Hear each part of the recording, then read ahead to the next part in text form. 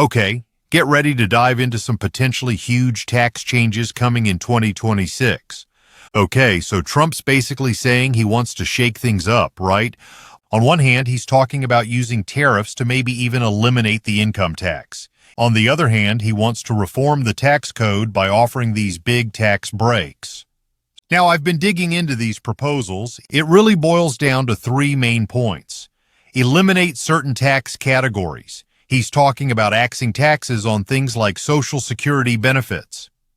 Imagine what you could do with that extra cash. Finally, you will be able to enjoy retirement to the fullest. Extend tax cuts. Those tax cuts that are set to expire at the end of 2025, he wants to keep them going. More money in your pocket is a win-win. Incentivize American businesses. He wants to give tax breaks to companies that make their products right here in the good old USA. This could mean more jobs and a stronger economy. But how? Let's break it down. How taxes actually work. Think of the government like a massive lemonade stand.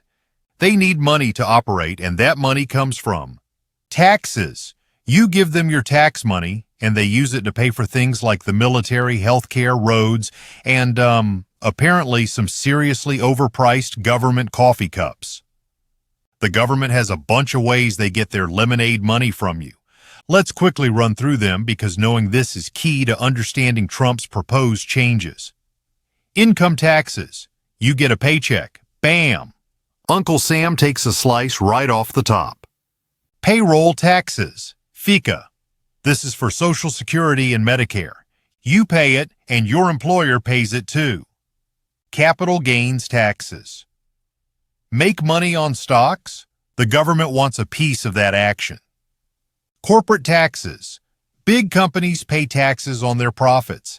And then, when they give that profit to their shareholders as dividends, those shareholders pay taxes on it again. It's called double taxation.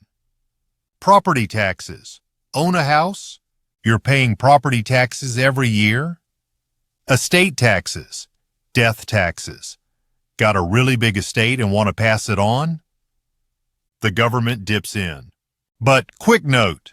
This only applies to estates over $14 million, so most of us don't have to stress about this one. Sales taxes. You buy stuff, you pay sales tax. Simple as that. Sin taxes. Cigarettes, lottery tickets. Things the government doesn't love, so they tax them extra. Tariffs. If a product is imported from another country with a tariff, that cost is added onto the item.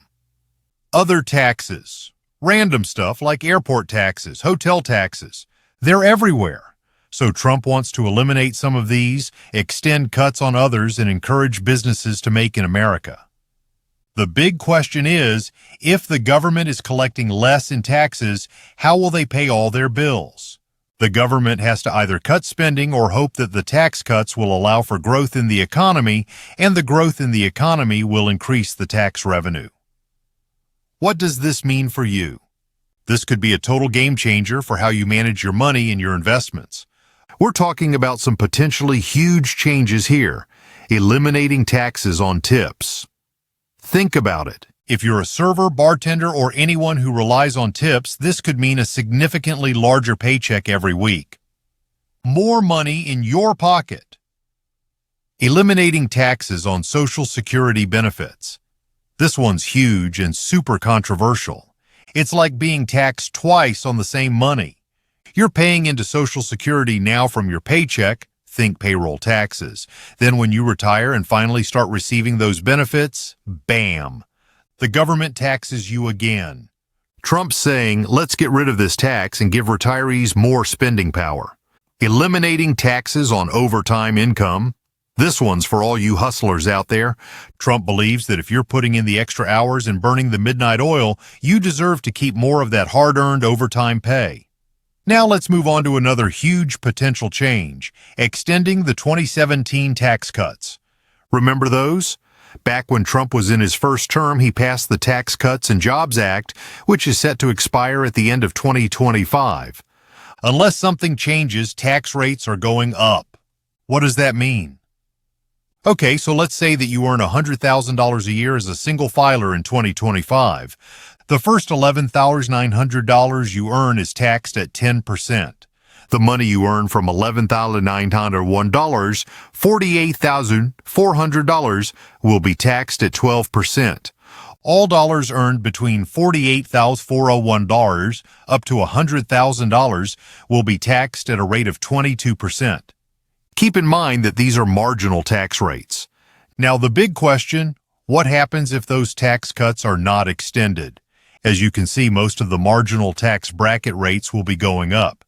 So whether you're making $30,000 a year or $6 million a year, you'll be affected. For every dollar you earn between $11,900 and $48,400, you'd be paying 15% instead of 12%. These dollar amounts change slightly every year with inflation, so we'll see more accurate numbers as we get closer to 2026. But Trump has stated he wants to extend those tax cuts, which means that the tax rates wouldn't go up. Trump's punish and reward approach to manufacturing.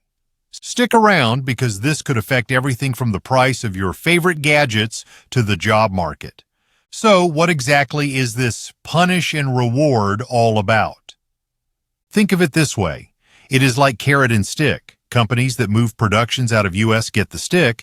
The companies that create jobs in U.S. get the carrot. The idea is simple. If you make stuff outside of America, there might be consequences. But if you bring manufacturing back to the USA, get ready for some sweet rewards. The punish part. Tariffs. Ouch. Imagine you're a company making, let's say, phone cases in China. Right now it might be cheaper because of lower labor costs, but what if the government slaps a tariff on those phone cases when they come into the U.S.? A tariff is like a tax on imported goods. Suddenly it's costing you more to get your product to American consumers. You've got a tough choice. Option A, eat the cost, squeeze your profit margins and make less money per phone case. Not ideal. Option B, pass it on, raise the price for your customers. But if your prices gets too high, people might prefer different products. The reward part, tax cuts for Made in America.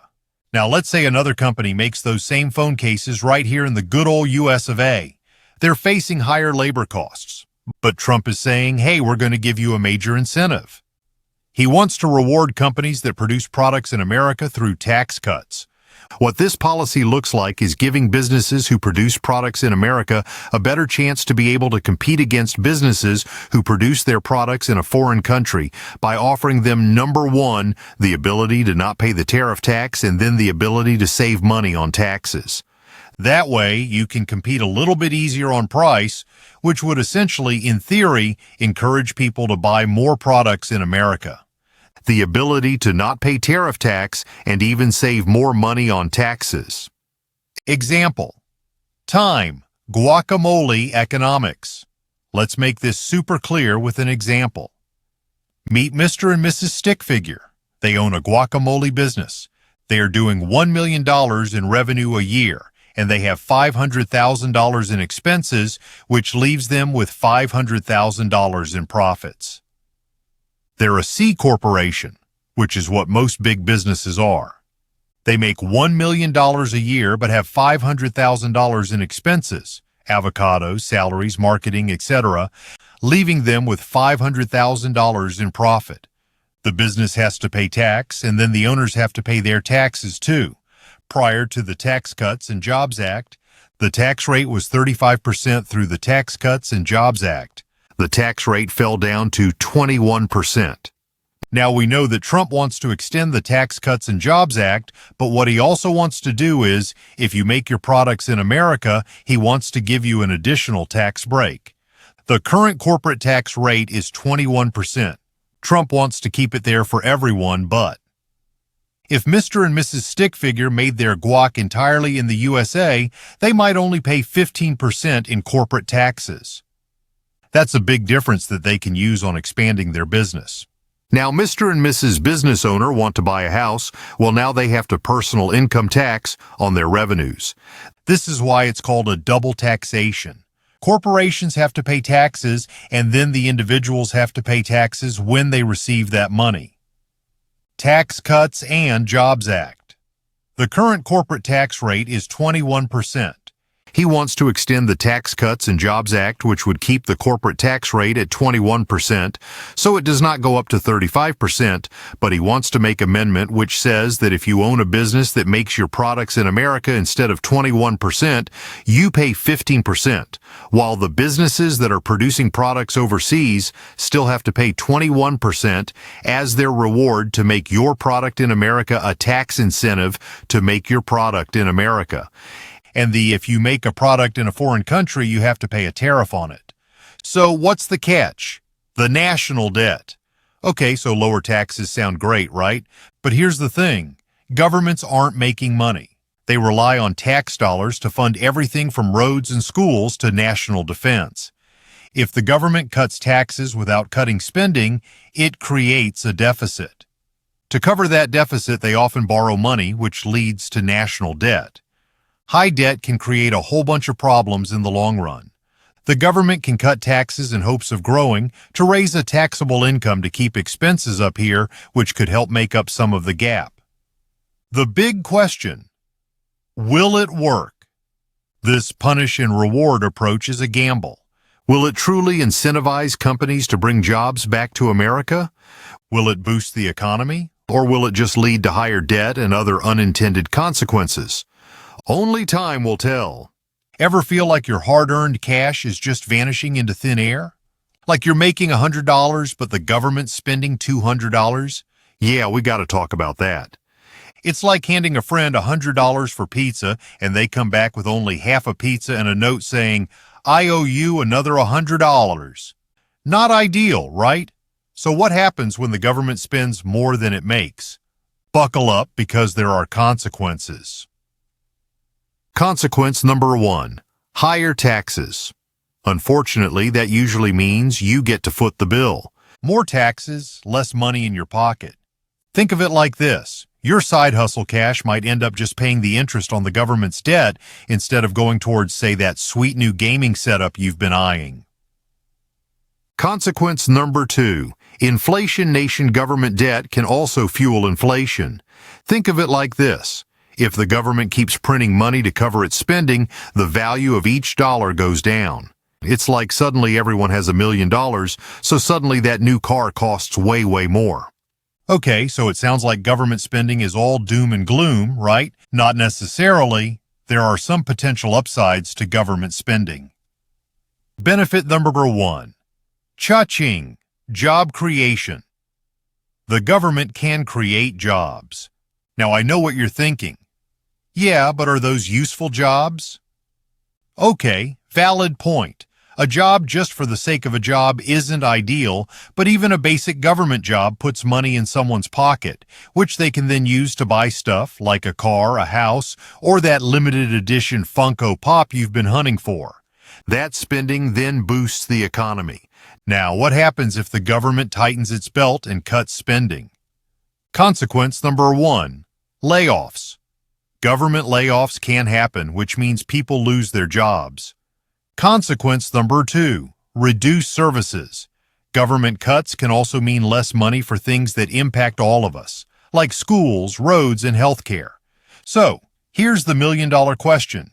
Who's better at managing your tax dollars, the government or you? Would entrepreneurs be better at creating value with those resources? It's complex, and there's no easy answer. I want to hear your thoughts. Let me know down in the comments.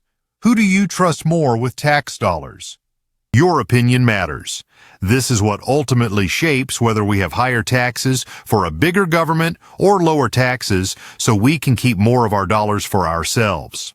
I'll be keeping you updated on all the latest tax news right here on my channel. And hey, did you hear that President Trump is considering getting rid of the income tax? The Fair Tax Act of 2025 would essentially abolish the IRS. Big changes could be on the horizon, so stay tuned.